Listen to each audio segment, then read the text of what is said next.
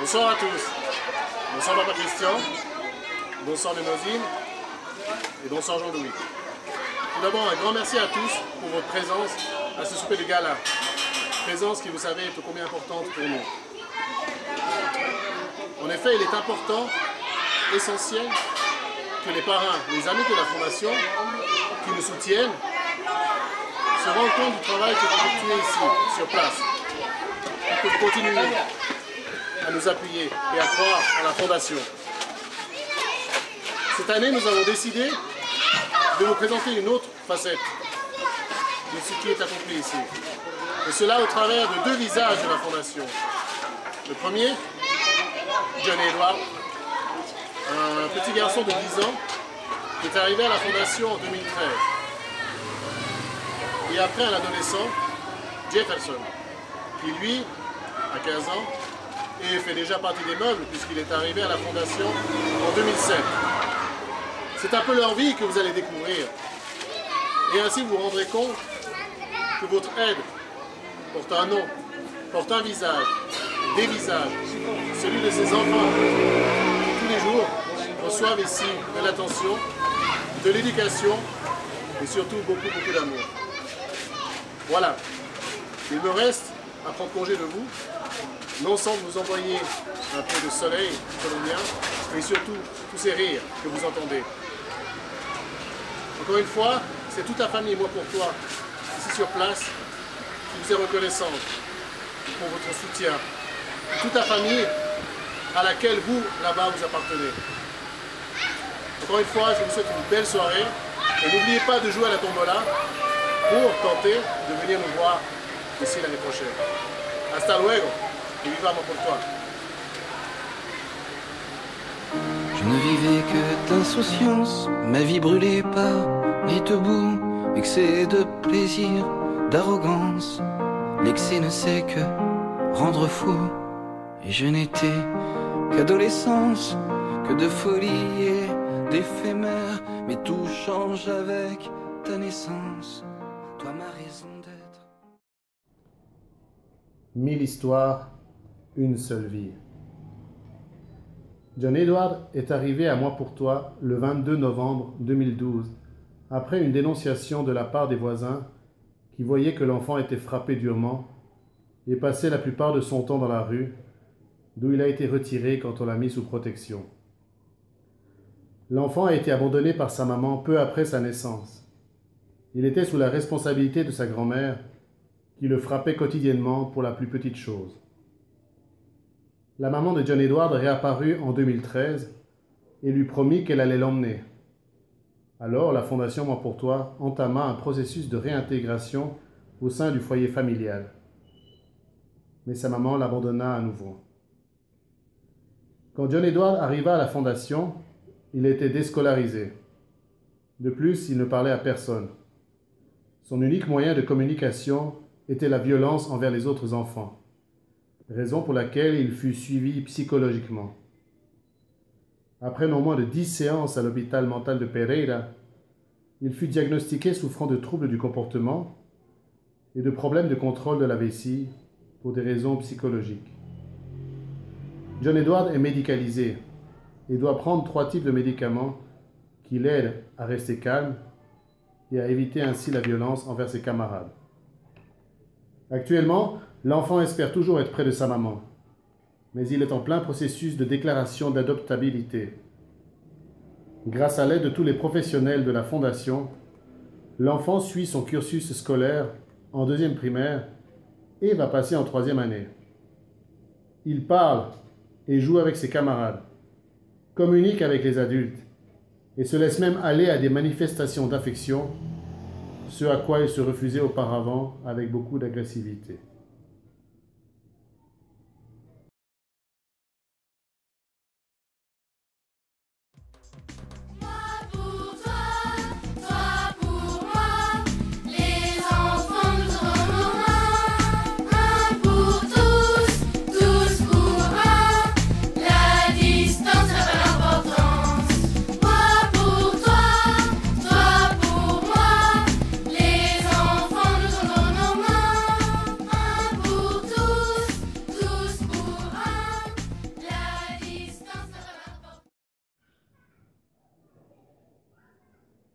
Étape 1. Évaluation pédagogique.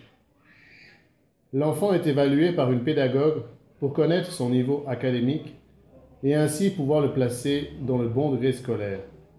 Car beaucoup d'enfants, en effet, n'ont jamais fréquenté l'école ou alors l'ont quitté. Étape 2. Processus d'adaptation. Un processus d'adaptation de l'enfant à son nouvel environnement est mis en place.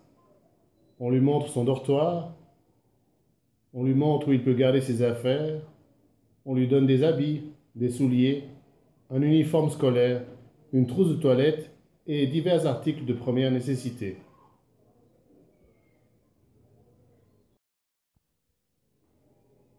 Étape 3. Présentation. On présente au nouveau venu ses camarades, le coordinateur de protection, éco-directeur, la directrice, la coordinatrice éducative et tous les autres professionnels, pour qu'ils reconnaissent en eux les figures d'autorité et les personnes qui seront là pour l'entourer, l'embrasser et parfois le consoler.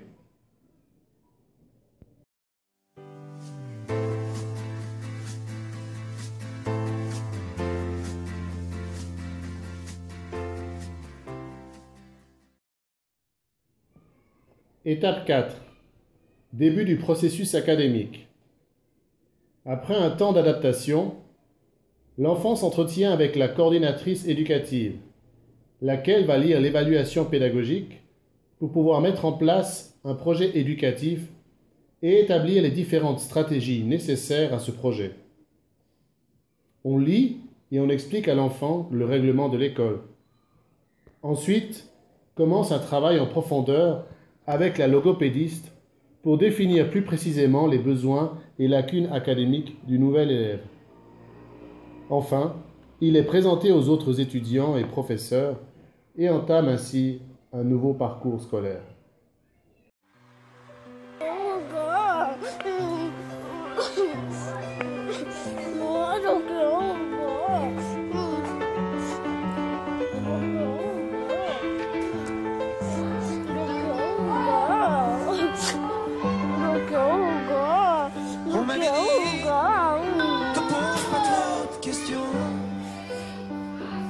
C'est petit, c'est la vie Vale, qui entonces, répond. eso. À quoi ça sert de vouloir tout savoir? Regarde en l'air et vois ce que tu peux voir. On m'avait dit, faut écouter son père. Le mien a rien dit quand il s'est fait la paire. Maman m'a dit, t'es trop petit pour comprendre. Et j'ai grandi avec une place à prendre. Qui a le droit? Qui a le droit? Qui a le droit de faire ça à un enfant qui croit? Étape 5. Reconstruction de son histoire. Après la journée scolaire, l'enfant participe à plusieurs activités en lien avec son développement. Entretien psychologique, évaluation de la nutritionniste et de l'infirmière, et enfin partage avec les éducateurs. Il prend part également à des ateliers sur la sexualité, la prévention des abus et de la maltraitance. En effet, certains enfants savent pourquoi ils arrivent chez nous, mais ne savent pas d'où ils viennent. Alors, il faut commencer à reconstruire leur histoire. C'est notre jour de chance, toi, plus moi, plus tous ceux qui le veulent. Étape 6. Restauration de leurs droits. Dans le programme quotidien des enfants, à savoir visite chez le médecin, le dentiste, le psychiatre et autres professionnels de la santé, les enfants participent également à d'autres activités. Ils jouent, participent à des ateliers artistiques, ils font du sport, vont à l'école de foot de la fondation, font des promenades ensemble. De plus, ils apprennent également à prendre soin d'eux et de l'espace où ils vivent. Quant aux plus grands, ils font la lessive, balai et récurent le foyer jusqu'à 2 fois par jour.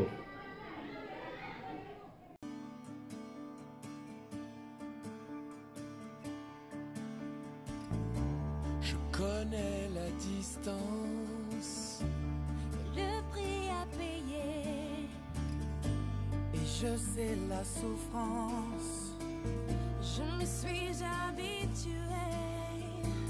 mais des tourments de l'enfance. De ces chemins pour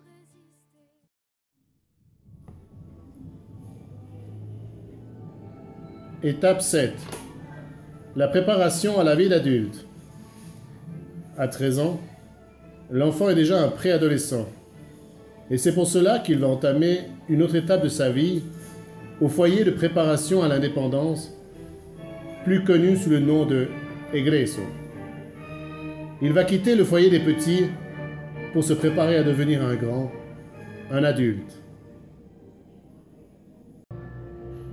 Étape 8. La nouvelle vie. Le jeune arrivant au foyer d'egreso connaît en général l'institution et ses règles, puisque très souvent, il provient du foyer des petits. Il connaît ses droits et devoirs. Il connaît les employés et il retrouve des amis. Il jouit des mêmes droits fondamentaux que les petits, mais il a droit à plus d'indépendance, ce qui signifie également plus de responsabilités. Dans son nouveau foyer, il va apprendre à mûrir et à devenir adulte. Il terminera son école obligatoire et il poursuivra sa formation, soit comme universitaire, pour une minorité, soit comme apprenti, ce qui lui permettra de devenir indépendant. Ce processus se déroule à partir des 13 ans jusqu'à 19-20 ans. Après, on le laisse s'envoler, planifier sa vie et devenir ainsi une personne intègre et utile à la société. Le poussin va quitter son nid et il s'en va conquérir le monde.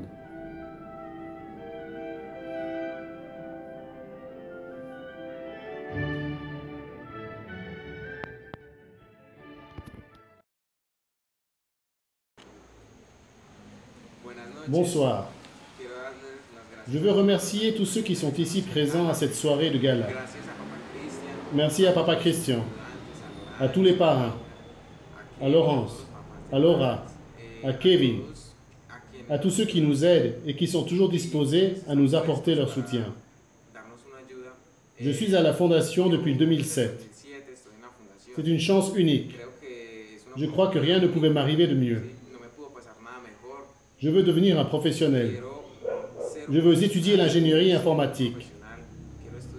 Quand je partirai de moi pour toi, je veux être une personne qu'on admire pour avoir progressé et pour avoir su profiter des opportunités. C'est magnifique d'être ici, de pouvoir partager avec des personnes de bien et de pouvoir compter sur des personnes comme vous. Je veux que vous sachiez que ce que vous avez fait pour moi a beaucoup de valeur. Et je tiens encore à vous remercier pour tout le soutien que vous nous apportez pour que nous puissions aller de l'avant. Merci.